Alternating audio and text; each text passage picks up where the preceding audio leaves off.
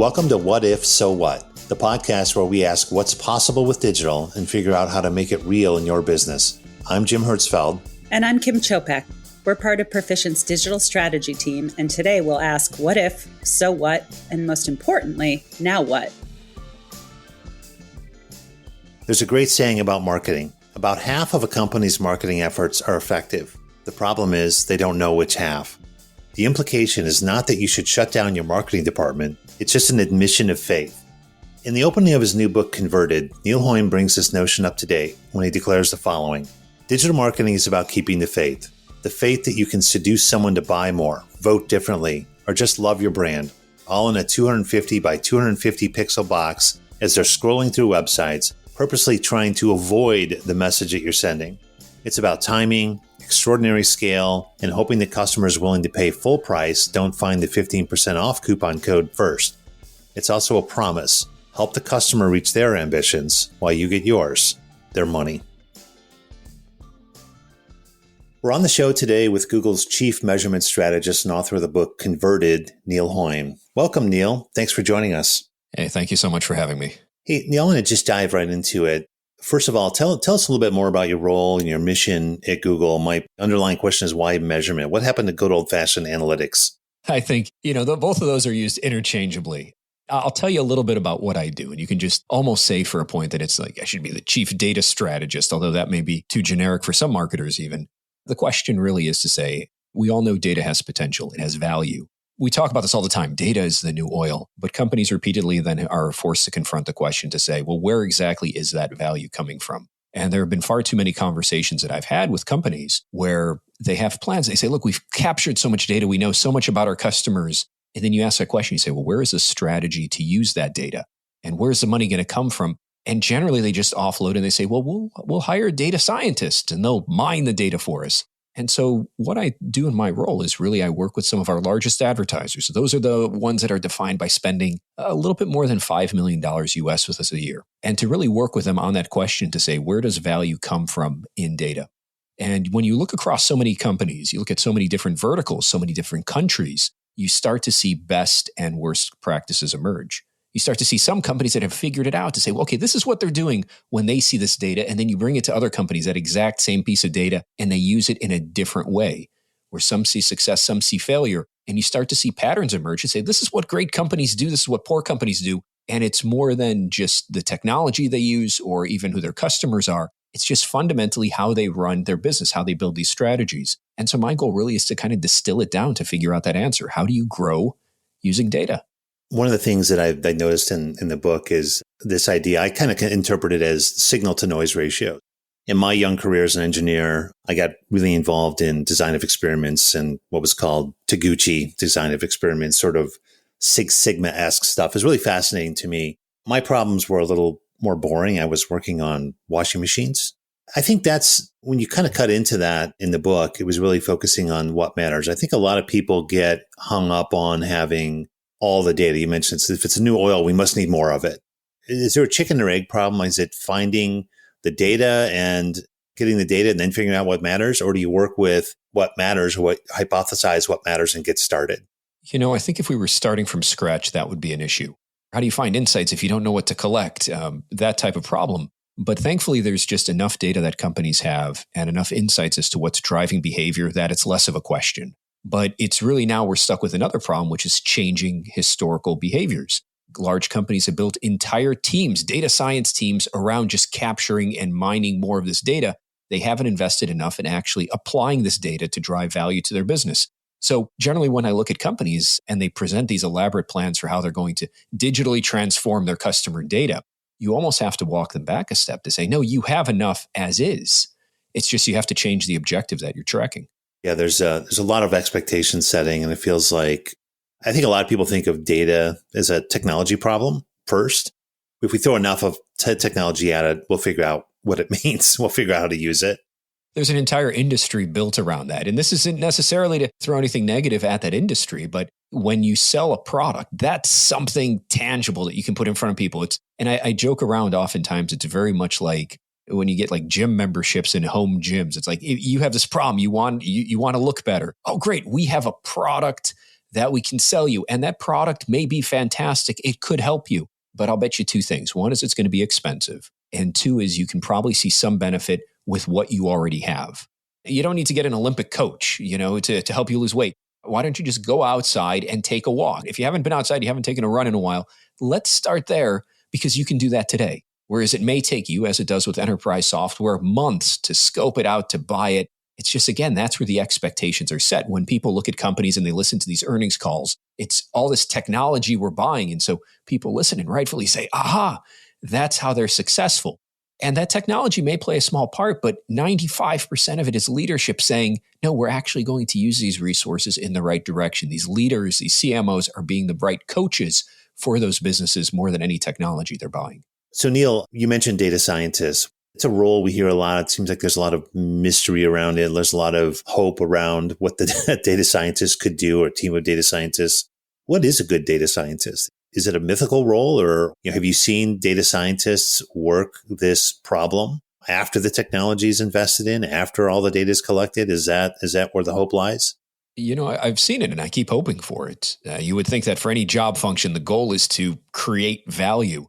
Generally, the way that I observe it, and this is again in best-in-class companies, is that you see the data science being carved out in two traditional functions. One is you have, and this can be called different roles, but they exist where they're really just you have people capturing the data.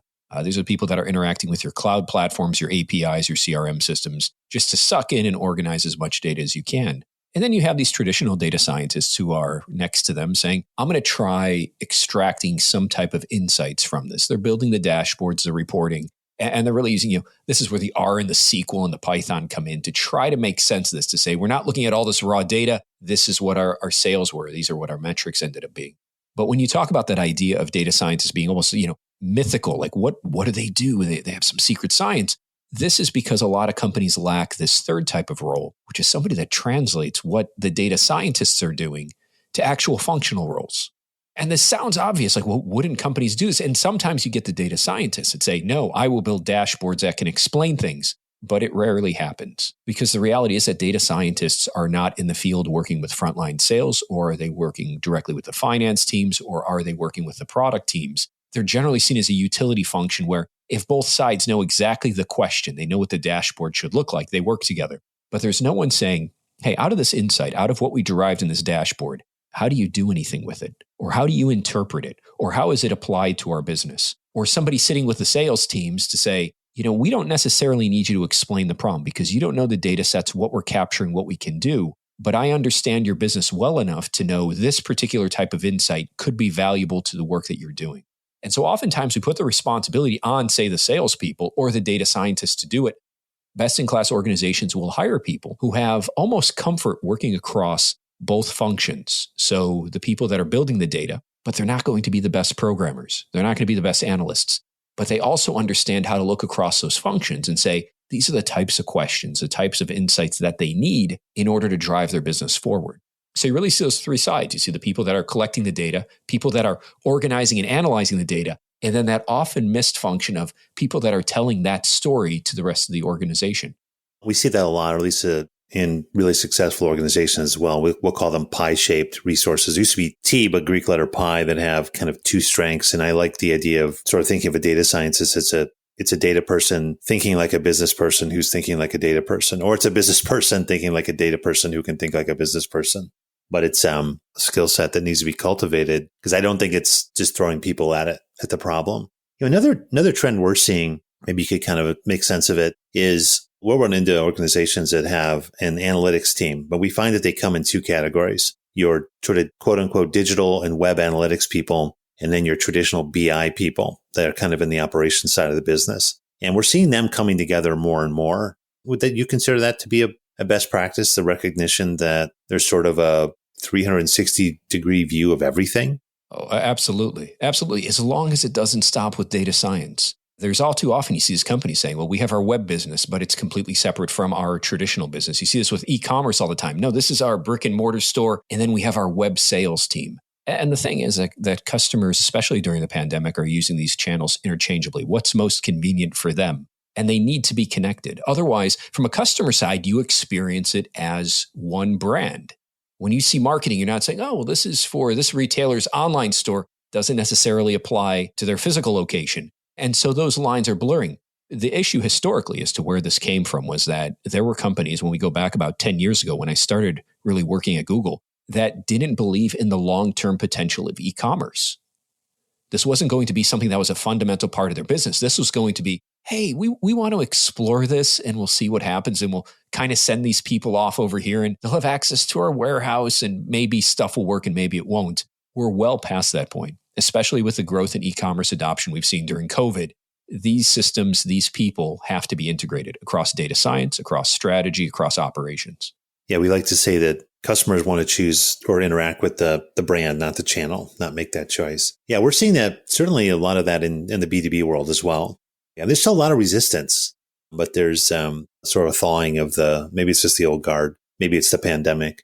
Neil, I know you work with a lot of different brands, and there's a meme that I want to start with that I love, that good judgment comes from experience, but experience comes from bad judgment.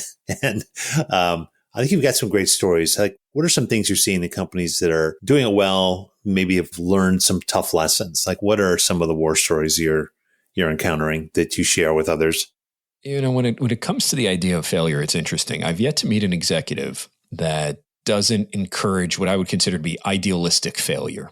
Like, if you ask them, it's like, do you encourage failure? Does your organization fail? And they look at it as almost something that they need to champion. No, we're okay taking risks and we're okay doing big things. And we know they're not. That's like the right answer. That's what you give. Like, if you're an MBA student and your marketing professor asks you, like, yes, companies should take risks. But nobody goes to their desk and says in the morning, all right, I'm going to fail. Like, what are we going to do today? We're going to lose money and our boss is going to be okay. We eliminate that risk because failing does not get you promoted. Failing, if anything else, reduces your career trajectory a little bit. And so it's a problem. But in terms of the question, what do we see? What do we see the companies actually do? When I look at it from a leadership component, you want to say, well, what's the difference between, let's just call it good and bad company? The good companies are ones that make failures public. And so I use an example here from Google. Something that's a big part of Google culture are just the ability to do postmortems. So if a server, if Google Cloud goes down, if YouTube goes down, there's going to be a comprehensive postmortem on it. It will generally be circulated within the company, and it will call out every step, every failure that happened along the way. Every analyst that saw a number that ignored it, every person that when they were trying to resolve the incident either responded correctly or not. But what's fascinating is at the end of it, I have yet to see one in nearly a decade at the company that says this person was to blame. This person fell short of their responsibilities. There's never been those cases of gross negligence, which speaks to hiring, but instead says, here are the different ways that the organization fell short, that our assumptions, our expectations as a company fell short. When you promote and you celebrate those types of examples, it's saying to the company, it's saying, not only are these things okay, this is what we're focusing on when things fall short, but it's also prioritizing learnings. If you get to the end of a postmortem, it says, well, YouTube went down, we lost, millions of dollars, and we learned nothing, then that's what I consider to be a true failure because nothing came out of it. Yeah. But if you come through and you say, look, these were processes that we should have improved and we will improve. And the responsibility is to say, look, we expect things to fail as a company. That's part of doing business. But now the responsibility comes in where every stakeholder that's involved, how do you improve those functions so that we learn and we become a stronger business? Now we will hold people accountable for it. You did your job. Now we told you how to improve. And what that's telling other people in the company is not necessarily that they should fail, but if those failures do occur, this is a time really for that next phase, which is to say, what did we learn so that way we can improve it? And when you make those public, it's saying from the very top all the way down, these types of things are okay, not necessarily things we need to avoid. That sounds like a great function of sort of the most ideal engineering-driven culture. I think that's a great advantage that Google has. For some reason, I don't want to go too dark here, but the post-mortem analysis of things like the Challenger explosion or Chernobyl, I mean, absolute disasters, right? And you look into those, I feel like some of those were caused by an unhealthy approach to risk-taking. I think we've come a long way. Obviously, that was decades ago. That's great advice, I think, not just for engineering teams or an entire organization, but hopefully for some of the cross-functional teams that I think inhibit a lot of that sort of transparency in some of the organizations we work with. So I think that's fantastic advice. And I will mention it to you on this. When you're comparing like the Challenger disaster to marketing, we get people to click on pictures. It is what it is that With marketing, what I'm surprised about is that people often gravitate towards, and I apologize because I did the same. I gave you a big, bold example of a failure. But oftentimes companies, even when they run an ad campaign, I'm surprised that they run an ad campaign, that campaign doesn't perform to their expectations. And they don't go through almost that post-mortem review. They kind of look at someone and say, that ad network was to blame. That channel just doesn't work for us.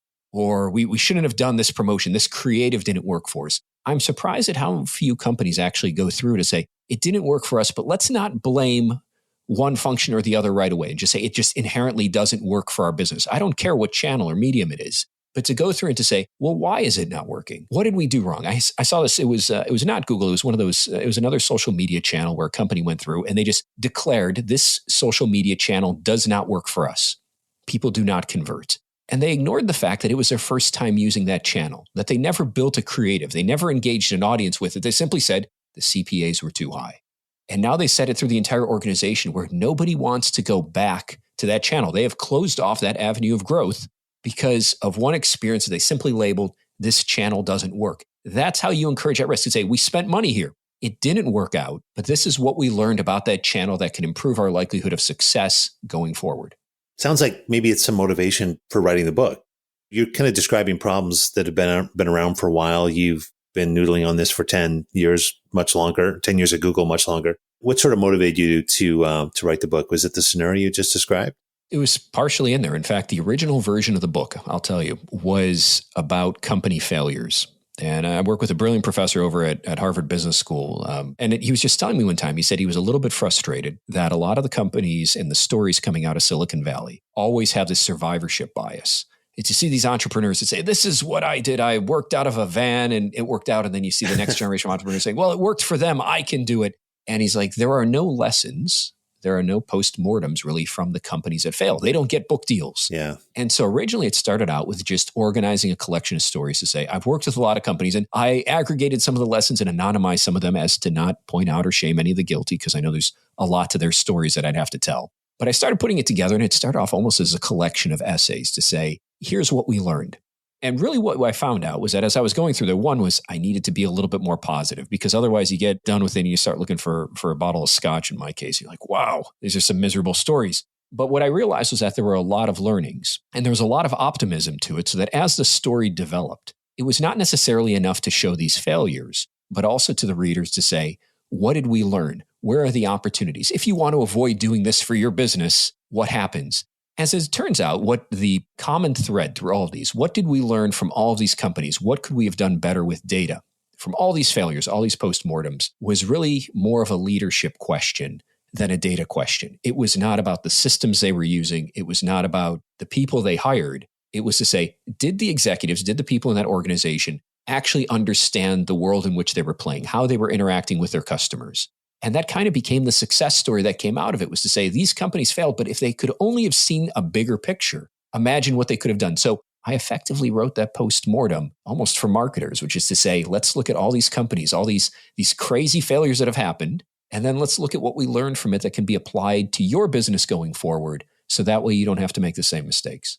I think it's great confidence for a lot of organizations. They're just getting started or, they've just figured out analytics and now they're trying to figure out or measurement and they're just trying to figure out experimentation. We do hear that quite a bit as well. And what I'm picking up from a lot of our customers is, that is a way forward for them to understand. They know they're going to fail, right? They know that not everything's going to hit. How do we learn from it going forward? And I think, not just from testing and experimentation, but then how can the machine do a better job? Which leads me to my kind of last question, which is around innovation. We hear a lot about machine learning and AI and what's the right application and how do I get started with that? But I'm picking up, a lot of, hey, wait a minute, let's get back to basics and work with what you have. But when it comes to innovation, another white space word for this show, right? So we use it carefully, but where does data and where does measurement fit into sort of the innovation spectrum at this point?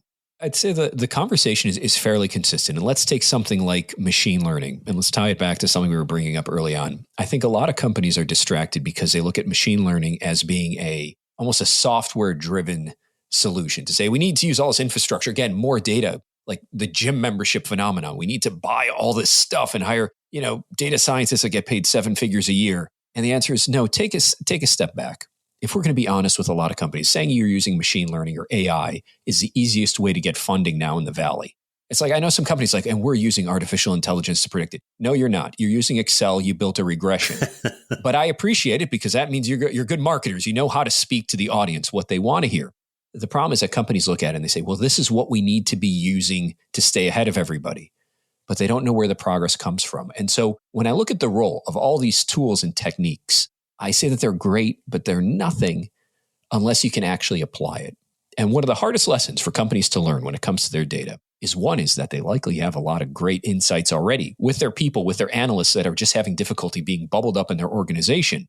And the second thing is that the target for improvement should never be a 6, 12, 18-month project. If you want to have those visions, by all means, have them. But tell me what you're going to do this week.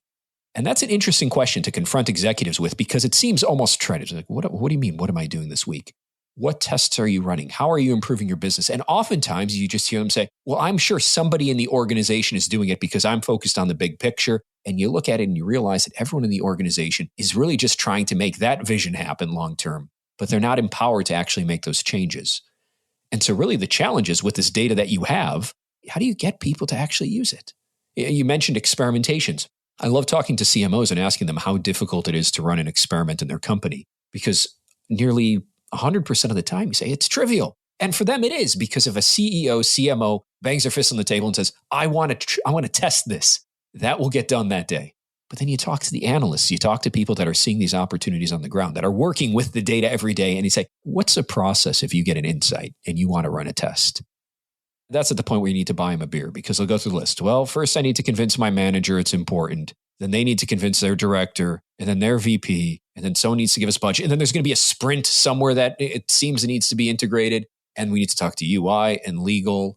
And even if you distill it down, I asked one retailer one time, I said, look, say I want to add, you have a white background on your webpage. Say I want to add a period at the bottom of your page and it's in white, something that will have no impact, no legalities, no change in conversion rate. It's just a change. How long does it take? I say it would take months. Wow. And so we just don't do it. And so if we find that insight, this is what happens. You hire some really great people. You give them all the data that they need. They're sitting at their desk and saying, hey, here's something really fascinating, but it's not worth it because I know the process that I'm going to have to go through. And here's where this all ties together. God help them if they're wrong. Because if they go through and run that gauntlet, getting through every team, we got through legal, we got through UX, we got through our engineering team, I got my boss and their boss on board, and then the test fails, they're not going to listen to that person for new ideas. And so they only pick the sure things. They only pick the big things. And the company just loses their way. And they say, what are we doing with all this data? And they've just never empowered the right people to take the right actions. That's great advice. And it reminds me of so many things around velocity, speed to value, other buzzwords out there, but it's really about working with what you have today. Try and take action on it before it expires, like the insight expires, which is a great story. I can see that happening. 6 to 7 months that we've churned 5 times on the idea. So I think that's great direction. Neal, we could cover a lot of ground. Great to hear your perspective. I think it really kind of grounds what we're seeing in what we've read in the book. We know it's launching, I think, at the time that this podcast is going live. So good luck with that. And thank you. And thank you so much for joining us. Thanks for the insights. My pleasure. Thanks again for having me. And the measurement. Anytime. All right. Take care.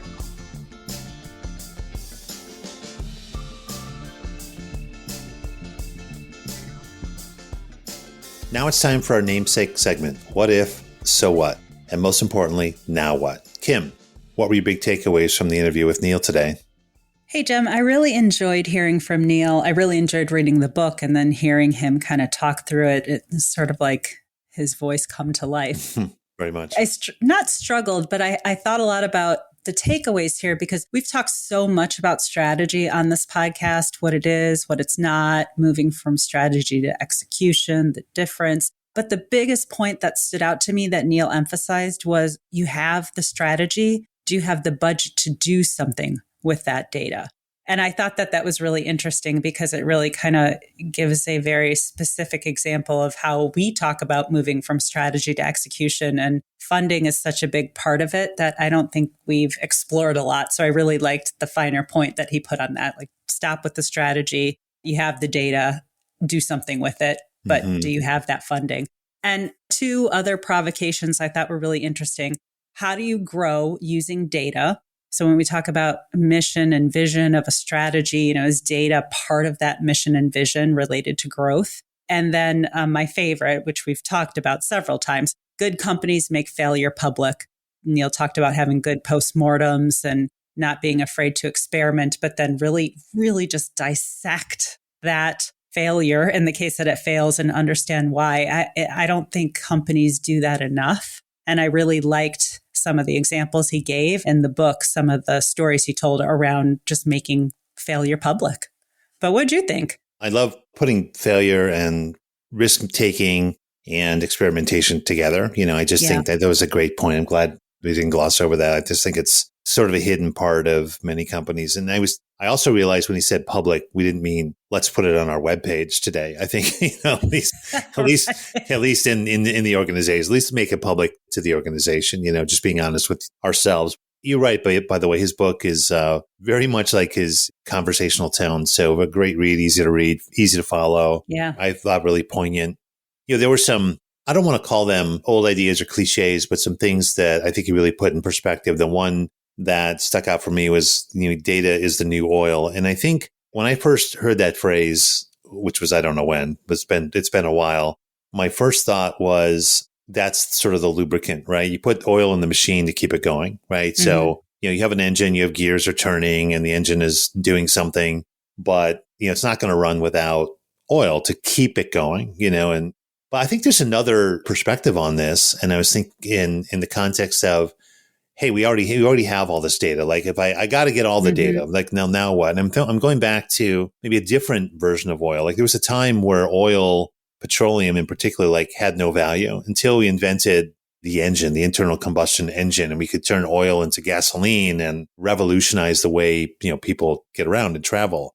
It's hard to argue that wasn't revolutionary. So it's really akin to the oil being monetized, and I think, how do you monetize the data? Not necessarily packaging it and selling it, but what's the right application? So I thought that was sort of putting things in perspective. Oil is something that sort of lubricates the machine and keeps it going. Oil is something that you distill and you refine, so that you can use it in a much more valuable way. And I thought that really sort of saturated a lot of his comments, and particularly around data science, I think is another point that he touched on. I hear this a lot, and it's the reason I wanted to ask the question. I think he put it in perspective. There's people who get the data. There's people who make sense of the data. There's people who mine, and drill for oil. There are people who make sense of the data. Like they get it on ships. They sell it to refiners, but they make plastics out of petroleum, right? So they make sense of it. What can I do with it? And then what do you do with that? And I think that was really the key part. Who translates it to the people who can really take action on it? And so, I got a whole new perspective on the. There's a lot of oil analogies there. I know. Yeah. It was just flowing, like a pipeline of ideas. So, but that really did resonate with me. Like it hit me during the interview, and I'm like, yeah, this is a totally different way of looking at it. Another thing that resonated a little bit in his interview, but certainly in the book was, and I think we'll focus on this, is how do you know which is the most valuable? And I was thinking about some data experiences that I've had in some of our projects. I know we had a retailer that was trying to replace their merchandise and their buyers with analytics. How can we replace these people with decades of experience and relationships and intuition? And they tried it, and it didn't work. And I remember working on a sales forecasting system, which was extremely sophisticated, PhDs everywhere, data everywhere. And then at the end of the day, the regional sales managers just put their own number in. That was a key feature, well, gosh, why did we do all this? There's so many things behind that. Like, how do you, all that effort, but how do you focus on what really matters? And I kind of referenced an experience I had in experimentation where we focused on what was called signal to noise ratio. And so that really resonated with me. And again, there's an analog for a lot of things, but I think this idea of really, really smart decision making and just kind of being practical, down to earth and basic, really kind of came through, I think, again, in the book and in the interview. But what does it all mean, Kim? What's the what if today? Yeah. Again, I struggled a little bit with this, and maybe you're right. Neil just put a different perspective on how I previously thought about data. And it occurred to me that maybe all these data analytics folks and data scientists and data engineering teams, in their pursuit of data, they've lost track of the bigger picture. Going off your oil analogy, you always want more oil, you always want more data, but do you? We've talked a lot about data across our episodes, the growth of data availability, the promise of having the right data, how businesses can prioritize and leverage their data better. So it feels like we've covered a lot of the broad aspirational what ifs when it comes to data. But I think what we heard from Neil is a little bit different as far as where to start. You have enough data. Now do something with it. All your data teams in pursuit of oil won't know when to stop unless you tell them we have enough. Now let's do something with it. Let's start the refinement process. So my what if is, let's cut to that scenario. What if you already have your data silos aligned? What if you have already empowered the right people to take action? What benefits will the business see? Is that enough to drive growth with data? By the way, how do you know you have too much oil when it's on the beach? I'm just going to keep this metaphor. It's just going to keep going. It's just going to keep going. The so what to me is going to be very meta. I think the so what is so what. Now let me defend that for a second. Okay. I'm not trying to be cheeky here. So I think about a lot of data programs where let's collect everything, or I have a new analytics package in it and look what I have, or I'm designing an experiment. Let's change the page layout. Let's change the language. Let's change the fields in the form. And then I'm looking at this data. I'm looking at the variables, and that can get really expensive, as pointed out, right? I think it was a great story he told, where it's, just to make one change was taking months. So I think the so what is really figuring out what matters, and so again, I've seen a lot of analytics. I've seen a lot of numbers about clicks and downloads and impressions, and we got to really figure out what matters the most. Now, I think there's maybe a sophisticated level of experimentation that is going to figure out the right signal to noise ratio, which one is making the difference. And I think, experiments sometimes are more about finding which values, which data matters, right? Not so there's value in certainly in testing. If I'm testing red versus green, then I'm going to find out which one's going to convert better. But what I'm really trying to figure out, is it the color, or is it the number of fields, or is it something else? Right. I just felt that was really critical, because we get, again, like a lot of things that we talk about here, people get enamored by the technology. They get enamored by the dashboard. They get enamored by, look how many fields or columns I have in my data export. We really have to be vigilant about what matters, because that has a downstream effect on, not just the performance, but the cost to maintain that data, the cost to continue to derive it. How many data scientists do I need? How many data scientists does it take to change a light bulb? There's a joke somewhere. Well, how does that get started, Kim? What's the now what? I like the meta-ness. It really is. This gets back to that. So what, when do you know you have enough data? I think Neil, in his book, he recommends 3 points, how to start simple. And he talks about get moving. And it's kind of that same like MVP, pick a single use case, start small, start simple, just start somewhere. Right. Start with people, meaning follow the money really coming from what's the data path to that money. That's a great way to figure out the prioritized use cases. And then his final point is know everyone's name, meaning specifically the customer. So not only get moving and follow the money, figure out who we're talking about. How do you recognize that it is Jim Hertzfeld in this channel, in this channel, in this channel? Do you have an ID for Jim across those channels? Do you know it's Jim? If you don't, there's another good place to start. So I like his advice on where to start. I think the other point that he made was really at the end of the day, as a leader, ask what you're going to do this week to get an actionable insight. And that actually might trigger getting people moving and starting to follow the money trail and figuring out how much you really know about your target customers. And it could be in terms of what are you going to do this week? It could be a data thing. Are we capturing the right data? Do we have too many IDs for the same person? But it also could be taking a step back and coming back to one of those more important points that he made, making sure you've empowered the right people to take action with what I'm using air quotes here is failure protection. And what I do like in the book that he brings up, and I'm going to quote him here, don't forget something for the CFO. And That's great. That brings it back to the money. I think to be able to build the bigger business case and bringing it back to our earlier conversation around getting funding, you have to be able to show the business case. And you can really do that with a very small use case. We've seen that in our own practice be very successful. So I would recommend that as a now what, and certainly reading Neil's book to get a little bit more of those stories. Yeah, that was great, Kim. A lot of basics. Again, I keep hearing these themes. I love these interviews. I love these perspectives, and I'm really catching on a lot of common themes. But the this week thing really resonates with me there. Yeah. That's just great advice for anyone, and I think, he also talks about the gym membership, right? Well, are you still going? It can't be overwhelming. Right. Sort of the modest permission to fail and permission to get started. I think it's great. Hey, Kim, great analysis as always. And I just want to thank Neil again for joining us. Easy read, great interview, easy guy to talk to. Look forward to talking to him again someday. Kim, we'll catch you on the next episode. Thanks, Jim. Great talking as always. Awesome. Now, thanks to everyone else for listening today. Until next time, keep asking what if, so what, and most importantly, now what? You've been listening to What If, So What, the digital strategy podcast from Perficient with Jim Hertzfeld and Kim Chopek. We want to thank our Perficient colleague, JD Norman, for our music today. Subscribe to the podcast and don't miss a single episode. You can find this season along with show notes at perficient.com. Thanks for listening.